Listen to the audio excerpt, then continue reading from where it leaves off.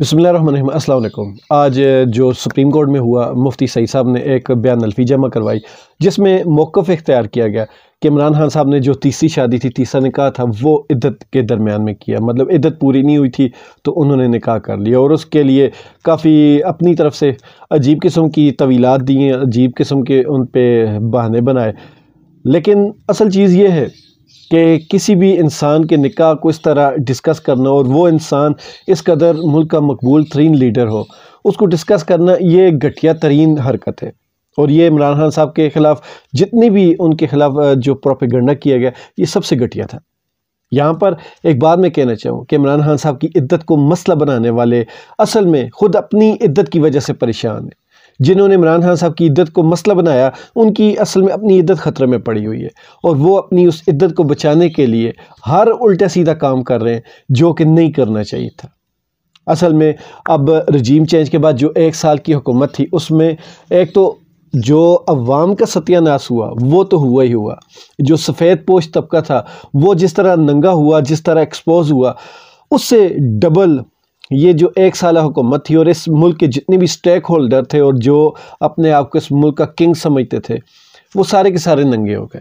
ان کو اب اتنے ننگے ہو چکے ہیں کہ چھپنے کے لیے جگہ نہیں مل رہی، اور وہ چاہتے ہیں کہ الیکشن اس صورت میں نہیں ہونا چاہیے۔ اگر الیکشن ہوا تو ان کی جو رہی سہی تھوڑی بہت برم اور عزت تھی وہ بھی نکل جائے گا۔ اس وجہ سے وہ ہر گھٹیا کام اور گھٹیا حرکت کرنے پہ تلے ہوئے ہیں، جس کا تاریخ میں اس سے پہلے کوئی مثال نہیں ملتی۔ اس سے پہلے بھی کافی لوگ تھے جو گھٹیا حرکتیں کرتے رہے ہیں۔ نواز شریف سرفہرست ہوں گے اس میں، پاکستانی سیاست میں۔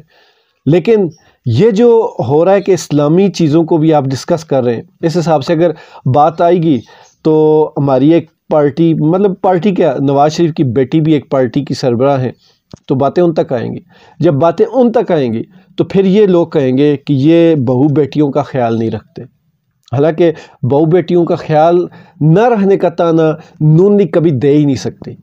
انہوں نے جو اس ملک میں نئی نئی اختراعیں نکالی، نئے نئے طریقے نکالے دوسروں کو ذلیل کرنے کے، وہ کسی کے وہم و گمان میں بھی نہیں ہوں گے۔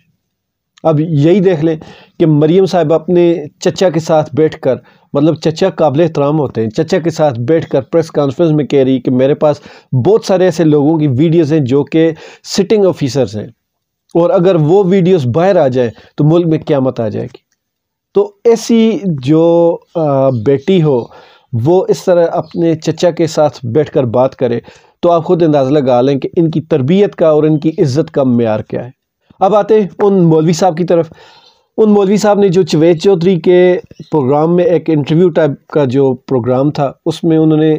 جو 3 باتیں کہی تھیں۔ ایک، انہوں نے کہا کہ مجھے اون چودھری نے فون کر کے نکاح کے لیے بلوایا تھا، اور سپریم کورٹ میں جو بیان الفی انہوں نے جمع کروائی، اس میں انہوں نے کہا کہ مجھے عمران خان نے نکاح کے لیے بلوایا تھا۔ دوسرا، اس پروگرام میں انہوں نے کہا کہ مجھے یہ نہیں پتہ تھا کہ عدت کے درمیان میں نکاح ہوا ہے، اور بیان الفی میں وہ یہ کہہ رہے ہیں کہ عمران خان نے مجھے خود فون کر کے کہا کہ نکاح دوبارہ پڑھوانا ہے، غلطی سے عدت میں ہو گیا تھا، اس کو اب دوبارہ پڑھوانا ہے۔ اب یہاں پہ انہوں نے عمران خان صاحب سے تیسری یہ جو بات ہے وہ کہی کہ عمران خان نے مجھے اس کا جو وجہ بیان کی وہ یہی تھی کہ مجھے کسی نے کہا تھا کہ اگر سال کے پہلے دن میں نکاح ہو جاتا ہے تو تم وزیر اعظم بن جاؤ گے، اسی وجہ سے نکاح ہوا تھا۔ لیکن جاوید چودھری کے پروگرام میں انہوں نے کہا کہ مجھے اس کی کوئی وجہ معلوم نہیں ہو سکی کہ عمران خان نے ایسے کیوں کیا۔ اور جاوید چودھری کے پروگرام میں ہی انہوں نے یہ کہا کہ میں جب ان کے گھر گیا تو میں نے ان کے جو بشرا بی بی ہیں، ان کے جتنے بھی گھر والے تھے، ان سے پوچھا کہ نکاح کی ساری شرائط پوری ہو چکی ہیں، عدت وغیرہ سارا کچھ، تو انہوں نے اوکے کر دیا۔ یہاں پر ایک مفتی صاحب کا ایک اور بیان گردش کر رہا ہے، کسی مسجد کے ممبر پر بیٹھے ہوئے وہ بیان کر رہے تھے۔ اس میں وہ یہ کہہ رہے تھے کہ اگر عورت اپنے منہ سے کہہ دے کہ میری عدت پوری ہو چکی ہے تو اس کے علاوہ کسی چیز کی ضرورت نہیں رہتی۔ اب وہ عورت کا مسئلہ ہے، اور کافی ساری وہ اس طرح کی باتیں کر رہے ہیں۔ اس کے علاوہ بھی بہت ساری باتیں ہیں جو کافی مشکوک ہیں۔ لیکن یہاں پر ایک چیز میں سوچ رہا ہوں کہ عمران خان صاحب خود بولے انسان ہیں، وہ انصاف کے اور قانون پہ عمل کرنے والے بندے ہیں، تو ایسا ہو نہیں سکتا کہ عمران خان صاحب کی معلومات میں یہ چیز ہو۔ اگر فرض کریں کہ عدت میں نکاح ہو بھی گیا ہے، تو اگر عمران خان صاحب کی معلومات میں ہوتا تو میں سمجھتا ہوں کہ کبھی بھی عمران خان اس چیز کو الاؤ نہیں کرتے۔ عمران خان صاحب کے خلاف جتنی بھی پہلے بھی سازشیں ہو چکی ہیں ان کو دیکھتے ہوئے، ان کا جو طریقہ ہے، ان کا جو پیٹرن ہے، ان کو دیکھتے ہوئے مجھے لگتا ہے کہ عمران خان صاحب کو یہ نکاح کر کے بھی جان بوجھ کر پھنسایا گیا، اور اگر واقعی میں عدت کے بیچ میں ہوا تو یہ شاید اس وقت نکاح کرنے کے وقت ہی یہ پلان کیا گیا تھا کہ اس کو ایسے کر کے اس کے بعد عمران خان صاحب کے اوپر اس کا بلیم ڈال دیں گے۔ تو آنے والا وقت بتائے گا، ابھی عمران خان صاحب کا اس پہ کوئی موقف آیا نہیں ہے، لیکن یہ سوچنے کی بات ہے کہ عمران خان صاحب کی جتنی بھی بیویاں ہیں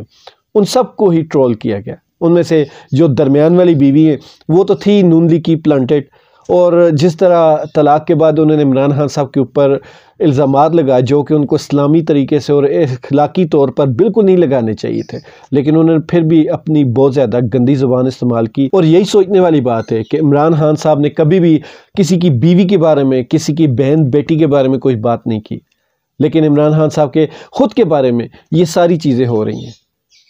اس سے ایک اور چیز بھی ثابت ہوتی ہے کہ واقعی میں وہ جو کہاوتوں میں کہتے ہیں نا کہ اللہ تعالیٰ کسی کو کمظرف دشمن نہ دے، عمران خان کو واقعی کمظرف دشمن ملے۔ اور یہاں اللہ تعالیٰ ایک اور چیز بھی کہتے ہیں کہ میں جس کو چاہتا ہوں بے حساب عزت دیتا ہوں، اور اللہ تعالیٰ عمران خان صاحب کو عزت دے رہے ہیں، اور یہ جو عزت ہے یہ صرف اللہ تعالیٰ کی ذات دے سکتی ہے، اور اس کے بیچ میں جو بھی پڑتا ہے اس کی اپنی عزت خطرے میں پڑ جاتی ہے، اور پچھلے کافی عرصے سے یہ چیزیں ثابت بھی ہو رہی ہیں۔ خوش رہیں، ایمان والی زندگی پائیں، فی امان اللہ۔